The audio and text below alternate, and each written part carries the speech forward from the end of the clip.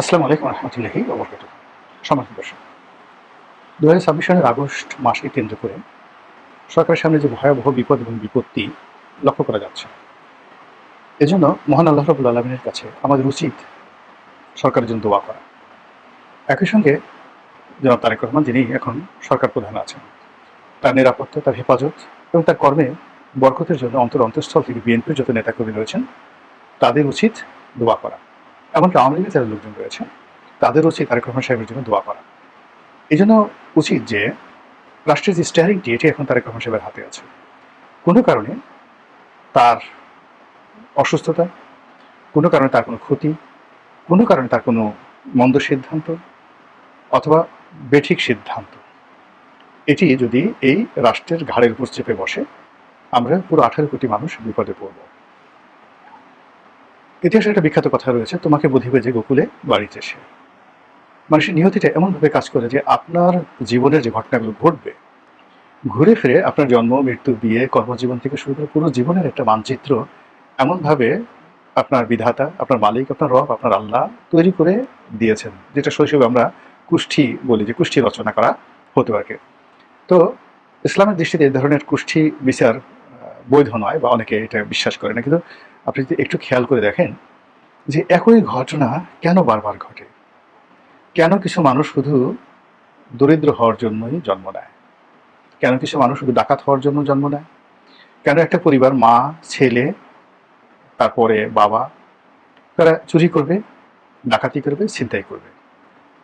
ছেলে ছিনতাই করে, বাপ ছাড়িয়ে নিয়ে আসে, বাপ মারা যায়, তার জায়গায় ছেলে ছিনতাই করে হয়ে যায়। এবং বিভিন্ন এলাকাতে ঢাকার যে সকল ক্রিমিনাল জোন রয়েছে, বিশেষ করে মোহাম্মদপুর, সাইদাবাদ, তেজগাঁ, তারপর হাতিরঝিল, এই সকল এলাকাতে দেখবেন যে গত 50-60 বছর ধরে একবার প্রান্তিক পর্যায়ে যারা অপরাধ সংগঠন করছে, মাদক, তারপর চোরাচালানি, এরপর সন্ত্রাস, রাহাজানি, ডাকাতি, চুরি, যে কাজগুলো করছে, এটা একটা পারিবারিক সিন্ডিকেট। কেন এই সমস্ত পরিবারের লোকজন, মা, মেয়ে, দাদা, দাদি সবাই মিলে একই সাথে অপরাধ কর্ম সংগঠিত করছে যুগের পর যুগ ধরে, বছরের পর বছর ধরে? কেন একটা গ্রামের নাম হয়ে যায় চোরদের গ্রাম কিংবা ডাকাতদের গ্রাম, কিংবা একটা পরিবারের নাম হয়ে যায় ডাকাত পরিবার বা চোর পরিবার? কেন একটি পরিবারের সবাই নির্বংশ হয়ে যায়, সবাই সেই পরিবারের অবঘাতে মারা যায়? সবাই ভালো মানুষ, কিন্তু হয়তো গুটি বসন্ত, হয়তো কলেরা, হয়তো যাকে বলা হয় কোনো সড়ক দুর্ঘটনা বা এনিথিং আনইউজুয়াল, এবং যেগুলো ন্যাচারাল নয়, এই ঘটনা কিছু দেখবেন কিছু পরিবারের ক্ষেত্রে হচ্ছে এবং তারা নির্বংশ হয়ে যাচ্ছে। ওখানে আপনি মেয়ে বিয়ে দেন, ছেলে বিয়ে করান, ওই পরিবারের সাথে সম্পর্ক করেন, আপনি ওই পরিবারের বংশ রক্ষা করতে পারবেন না, একটা না একটা সমস্যা হবে। কিছু মানব দেহ আছে যারা যে পরবর্তী প্রজন্ম তৈরি করে, ডিফেক্টিভ প্রজন্ম তৈরি করে। কিছু পরিবার আছে অভিশপ্ত, তারা যে কাজগুলি করুক না কেন, আপনি তাদেরকে একেবারে কাবার শরীফে নিয়ে যান, সারাক্ষণ জমজমের পানি দিয়ে তাদেরকে ধৌত করেন, কিন্তু দেখবেন যে ওর ভিতর থেকে শুধু আবু জাহেল বের হবে, ওখান থেকে শুধুমাত্র আবুল আহাব বের হবে। আপনি কোনো অবস্থাতেই একেবারে উমর ইবনুল খাত্তাব বের করতে পারবেন। দেয়ার আর সাম ফ্যামিলিজ, দেয়ার আর সাম ম্যান। তো এইভাবে অনেক সময় অনেক কিছু ডেস্টিনি তৈরি হয়ে যায়। সেই দিক থেকে আমাদের এই যে চলমান আগস্ট মাস, এই চলমান আগস্ট মাস নিয়ে আমি আজকে যে শিরোনামটি দিয়েছি, সেই শিরোনামটি হলো যে ইন্নালিল্লাহ, ইন্নালিল্লাহ। তো কোনো বিপদে পড়লে, কোনো আনএক্সপেক্টেড কোনো ঘটনা ঘটলে আমরা সাধারণত বলি ইন্না লিল্লাহি ওয়া ইন্না ইলাইহি রাজিউন, পবিত্র কালামের একটি যাকে বলা হয় আয়াত। তো আমি এই সময়টাতে এটা কেন ইন্না লিল্লাহ বললাম? ইন্না লিল্লাহ বললাম যে এই আগস্ট মাস আসার সঙ্গে সঙ্গে সারা দেশের বিভিন্ন জায়গাতে সেখানে বোমা পাওয়া যাচ্ছে, জঙ্গিদের তৎপরতা বেড়ে যাচ্ছে। যেগুলো আমরা শুনতে পাচ্ছি, দেশি গোয়েন্দা সংস্থাগুলো, বিদেশি গোয়েন্দা সংস্থাগুলো, তারা এই যে দেশে যে হঠাৎ করে জঙ্গি তৎপরতা বেড়ে যাচ্ছে, জঙ্গিরা সংগঠিত হতে যাচ্ছে, এবং যে কোনো দুর্ঘটনা ঘটার জন্য তারা এই আগস্ট মাসটিকে বেছে নিয়েছে, এবং এর সঙ্গে কোনো কোনো রাজনৈতিক দলের সম্পৃক্ততা থাকতে পারে, এই রকম তথ্য সরকারের স্পর্শকাতর মন্ত্রণালয়গুলো, বিভাগগুলোতে লেনদেন হচ্ছে। এবং এই বিষয়গুলো বলার জন্য আমেরিকা থেকে দলে দলে এক্সপার্ট আসছে, ভারত থেকে লোকজন আসছে বলে আমরা শুনতে পাচ্ছি। এমনকি পাকিস্তান সরকারের যারা কর্তা ব্যক্তি আছে তারাও সরকারকে কিন্তু এই সময়টাকে সতর্ক করছে। এগুলো যখন লেনাদেনা হচ্ছে আগস্ট মাসের 1 তারিখ না, ঠিক জুন জুলাই থেকে এই ধরনের কথাবার্তা হচ্ছে, এই নতুন সরকারকে সবাই আসলে সহযোগিতা করতে চাচ্ছে, ঠিক সেই সময়টাতে বরিশাল জেলা জজ আদালতের বাইরে অজ্ঞাতনামা এক সন্ত্রাসী সে একটি বোমা, ভয়ঙ্কর একটি বোমার বিস্ফোরণ ঘটিয়ে সেখান থেকে সে নিরাপদে পালিয়ে চলে গেল। তো এই আগস্ট মাসের এই যে ঘটনাটা ঘটলো, এই আগস্ট মাসের দুটো ঘটনা, অর্থাৎ আগস্ট মাসের 17 তারিখে সারা দেশের 64টা জেলার বিচারাঙ্গনে একই সঙ্গে এই বিএনপি জমানাতে বোমা হামলা হয়েছিল এবং একজন বিচারক একেবারে এজলাসে মারা গিয়েছিলেন, সেই কাহিনী আমরা জানি। এখন বিএনপি জমানাতে কেন আবার সেই আগস্ট মাস, সেই বোমা হামলা, সেই বিচারাঙ্গনে একই ঘটনা কেন ঘটছে, কারা ঘটাচ্ছে? বিএনপি তো ওই সময়টা তো তদন্ত করেছে এবং ওই যে বিচারাঙ্গনে যে বোমা হামলা হয়েছে এটা তো আওয়ামী লীগ করেনি, এটা জাসদ করেনি, এমনকি সেটা জামাতে করেনি।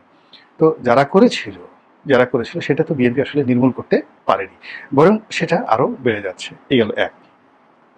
2 নম্বর হলো যে 17 আগস্টে বিচারাঙ্গনে হামলা হলো আগের সরকারের, আবার 21 আগস্টের গ্রেনেড হামলা হলো এবং সেই গ্রেনেড হামলাতে বিভিন্ন জঙ্গি গোষ্ঠী ছিল, মানে তারপরে নানা রকম বিএনপি বলার চেষ্টা করেছে, এফবিআই সেখানে তদন্ত করেছে, কিন্তু ওটার এখনো পর্যন্ত সুরাহা হয়নি। আওয়ামী লীগ ক্ষমতা এসে বারবার বলার চেষ্টা করেছে এটা বিএনপি রাষ্ট্রীয় মদতে করেছে, ডিজিএফআইকে দিয়ে, তৎকালীন অনুগত ডিজিএফআইকে দিয়ে কাজগুলো করেছে আওয়ামী লীগ সভানেত্রী শেখ হাসিনাকে মেরে ফেলার জন্য।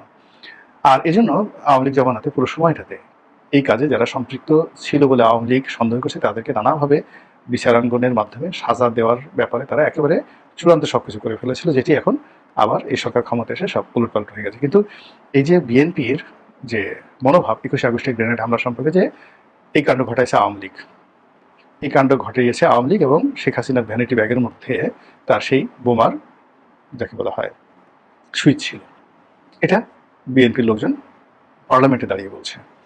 আবার আওয়ামী লীগের লোকজন বলছে যে না, শেখ হাসিনাকে মেরে ফেলার জন্য একেবারে সরাসরি রাষ্ট্রীয় হুকুমে সরকারের কর্তা ব্যক্তিরা, স্পর্শকাতর কর্তা ব্যক্তিরা এই ঘটনাটা ঘটিয়েছে।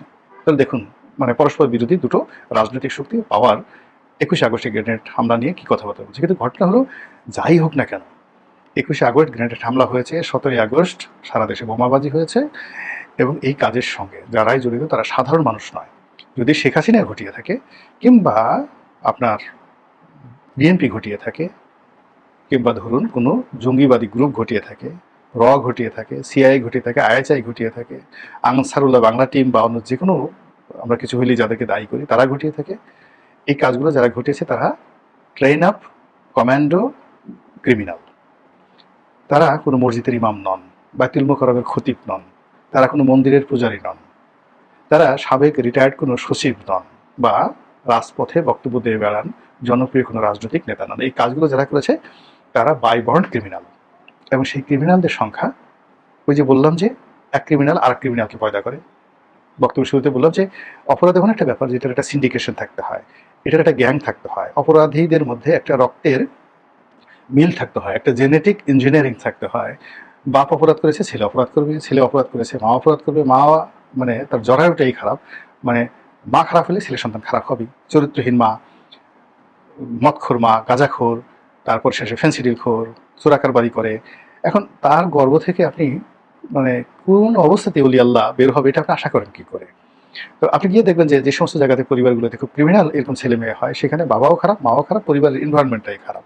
তো ওই যে ঘটনাগুলো যখন ঘটেছে, সেটা আওয়ামী লীগ জামানাতে ঘটুক, বিএনপি জামানাতে ঘটুক, এই ধরনের জঙ্গিবাদী যে ঘটনা ঘটেছে, আমরা কিন্তু সাইকোলজিক্যালি লাইক ওয়েস্ট, পশ্চিমা দেশের মতো আমরা সেই সকল সমস্যা সমাধান করার জন্য ফিজিক্যাল, মেন্টাল, বায়োলজিক্যাল এবং সাইকোলজিক্যাল কোনো মেজার্স আমরা গ্রহণ করিনি। আমরা শুধুমাত্র একে অপরকে দায়ী করেছি, ব্লেম করেছি, খিস্তি খাওয়ার করেছি এবং লোক দেখানো কিছু পদক্ষেপ আমরা গ্রহণ করেছি। আলটিমেটলি সেটা যারা এই প্রকৃত অপরাধী তাদের একটা পশম স্পর্শ করা যায়নি, তারা ব্রিডিং করেছে, তারা বংশবৃদ্ধি করেছে। আগে যেখানে 10 জন সন্ত্রাসী ছিল এখন সেখানে 100 জন হয়ে গেছে। আগে যেখানে বোমা মারার জন্য এই ধরনের টেকনিক্যাল লোকজন 10 জন ছিল এখন সেটা 100 জন হয়ে গেছে। এবং সেই অবস্থাতে সরকার এই নাজুক অবস্থায়, দেশের অর্থনীতি, রাজনীতি, কূটনীতি, আন্তর্জাতিকতা সব যখন খুব নাজুক অবস্থায়, তখন ওই যে জঙ্গিরা তারা আবার এই আগস্ট মাসে তাদের মরণ কান্না শুরু হয়েছে, মরণ কামনা শুরু হয়েছে। আর এজন্য এই বক্তব্য দিয়েছি, ইন্নালিল্লাহ, এবং আল্লাহ এই সরকারকে রক্ষা করুন, তারেক রহমান সাহেবকে হেফাজত করুন। মানে ওই যে প্রথম বললাম তোমার বোধিবে যে গোকুলে বাড়িছে, সে বিখ্যাত ঐতিহাসিক কাহিনী। অর্থাৎ যখন কৃষ্ণ জন্ম নেয়নি, কৃষ্ণ মামা ছিলেন কংস, রাজা কংস। তো এই যে আমরা কংস মামা বলি, সেই কংস মামা, তো কংস মামা সবসময় এই গ্রহ নক্ষত্র বিচার করে চলেন, ভবিষ্যৎ জানেন, এবং তার রাজ দরবার ভরা শুধু জ্যোতিষী। জ্যোতিষীদের জিজ্ঞাসা করলেন আমার মৃত্যু কিভাবে হবে। তো বলে তোমার বংশের মধ্যে একেবারে তোমার কাছাকাছি যারা লোকজন রয়েছে তারা তোমাকে মারবে। ভালো, এখন খুঁজে খুঁজে বলো যে কে আসলে মারবে। তো সাধারণত জ্যোতিষীরা এতটা পর্যায়ে যান না, কিন্তু প্রেশার ক্রিয়েট করা হলো। তখন জ্যোতিষীরা বললো যে তোমার যে বোন দেবকী আর তোমার যে ভগ্নিপতি বাসুদেব, তাদের ঘরে একটা সন্তান জন্ম নেবে এবং সেই সন্তান তোমাকে হত্যা করবে। রাজা সঙ্গে সঙ্গে এটা বিশ্বাস করলেন এবং তার বোনকে কারাগারে রাখলেন, ভগ্নিপতিকে কারাগারে রাখা হলো। কিন্তু এই যে দুজন দম্পতি, মানে দম্পতি যাদের ভিতর রাজ রক্ত রয়েছে, তো তাদের এই অসহায় করুণ অবস্থা দেখে কারারক্ষীরা একটা সময় বিগলিত হতো। তারা তো এত কিছু জানতো না। তারা দেখতো যে এই রাজকুমারী আর রাজকুমারীর স্বামী সে কারাগারে বন্দি অবস্থায় আছে পাশাপাশি। একটা সময় তাদের মধ্যে মিলনের ব্যবস্থা করে দেয় কারারক্ষীরা এবং সে প্রেগন্যান্ট হয়ে যায়। এখন তো যিনি চিফ কারারক্ষী, আইজি প্রিজন, তিনি ভারী বিপদে পড়ে গেলেন। কোনো অবস্থায় এটা যদি বাসা জানা যায় তার জীবন চলে যাবে। আর এটা যদি কারাগারের মধ্যে যদি এই বাচ্চা হয় তাহলে কি হবে। সে তখন করলো কি, এই খবর তারা রইল না। কারাগার ধরেন কাশিমপুর কারাগারে কি আছে এটা তো কালেক্টর সাহেব জানার কথা না, বা আওয়ামী লীগের কোন নেতা বা কোন নেত্রী কারাগারের মধ্যে আছেন, কোন কারারক্ষী তার সাথে খারাপ কি আচরণ করছে, এটা তো আসলে সম্ভব না তারেক রহমান সাহেবের কাছে। তো কংস ঘুমাচ্ছেন, এদিকে বোন প্রেগনেন্ট হয়ে গেছে, বাচ্চা হয়ে গেছে, আর আইজি প্রিজন যিনি আছেন তিনি সেই বাচ্চাকে নিয়ে কারাগারের বাইরে গোকুলে, অর্থাৎ একটা গোয়ালার ঘরে তাকে লালন পালনের দায়িত্ব দিলেন। এবং তখন বিশ্বাস করতে যে রাজরক্ত যদি ঝরে, মাটিতে ঝরে বা কেউ মারে তাহলে তার 14 গোষ্ঠী জাহান্নামে যাবে, নরকে যাবে। তো এইভাবে যখন চলতে থাকলো, অনেকদিন চলে গেল। হঠাৎ করে কংসের মনে হলো আরে বহু বছর হয়ে গেল, তার বোন তার ভগ্নিপতি তো জেলখানাতে রয়েছে, কই তো বাচ্চা কাচ্চা এখন হলো কি করে। তো সে জ্যোতির্বিদদেরকে জিজ্ঞাসা করলো যে কই তোমাদের ভবিষ্যৎবাণী কি হলো, কে আমাকে হত্যা করবে, বাচ্চাটা কাছে তো হইলো না। তখন সে বলল তোমার এই বুদ্ধি হয়ে যে গোকুলে বাড়িছে, সে কাজ হয়ে গেছে এবং তুমি যার ভয় করছো সে বেড়ে উঠতেছে, কৃষ্ণ বেড়ে উঠছে। এই হলো কাহিনী, নিয়তির কাহিনী। তো সেই দিক থেকে এই যে সিমটমগুলো আসে, সেই সিমটমগুলো জানতে হবে, বুঝতে হবে। এই আগস্ট মাসে কেন এই বোমা হামলা হবে, এই আগস্ট মাসে একটা দুটো না, সিরিজ অফ, মানে আওয়ামী লীগের জন্য যেভাবে এই আগস্ট মাসে তারা ক্ষমতা হারিয়েছে, আগস্ট মাসে বঙ্গবন্ধু মানে উপরে হামলা করে পুরো ফ্যামিলিটাকে নির্বংশ করে দেওয়া হয়েছে। আবার এই আগস্ট মাসে 21শে আগস্টের গ্রেনেড হামলা, 5ই আগস্টের ক্ষমতা হারানো, তারপরে 15ই আগস্টে এই যে পুরো ফ্যামিলির উপর যে গজব, এটা যেমন আগস্ট মাস আওয়ামী লীগের জন্য একটা বিরাট অভিশাপের মাস, কিন্তু বিএনপির জন্য এটা মধুচন্দ্রিমা নয়। বিএনপি কোনো অবস্থাতেই এই আগস্ট মাসে বিএনপির কোনো সুসংবাদ ঘটেনি। তাদের ক্ষমতা হারানো থেকে শুরু করে তাদের যত দুর্ভোগ দুর্দশা সবকিছু কিন্তু এই আগস্টকে কেন্দ্র করে ধুমায়িত হয়েছে। ইমিডিয়েটলি এর ইফেক্ট হয়নি, কিন্তু অতীতে যে ঘটনাগুলো ঘটেছে আপনি সেগুলো যদি মূল্যায়ন করে দেখবেন যে সেই ঘটনা বা দুর্ঘটনার ফল তারা পরবর্তীতে পেয়েছে এবং তার ফলে তাদেরকে কিন্তু ক্ষমতা হারাতে হয়েছে। তো সেই দিক থেকে 2026 সালের যে আলামত, আগস্ট মাসের যে আলামত, এই আলামতগুলো অতীতের মতো কেন আবার শুরু হলো এত দ্রুত। সরকার ক্ষমতা আসছে মাত্র 6 মাস, এটা তো 27 সনে হতে পারতো, 28 সনে হতে পারতো। তাহলে আমরা মনে করতাম যে প্রকৃতির ঠিক আছে একটা লীলা খেলা চলছে এখানে, কিন্তু প্রকৃতির লীলা খেলা কেন 6 মাসের মধ্যে ঘটছে। এখানে মনে হচ্ছে যে প্রকৃতি বোধ হয় অধৈর্য হয়ে পড়েছে। প্রকৃতি বোধ হয় তার লীলা খেলা খুব দ্রুত বাস্তবায়ন করার জন্য সে তার ক্রিয়াকর্ম শুরু করেছে। আর এজন্যই শুরুতে আমি বললাম ইন্না লিল্লাহ এবং দোয়া প্রার্থনা করলাম। আপনাদের যাদের দয়া হয়, ভালো মনে করেন, আপনারা দোয়া করুন।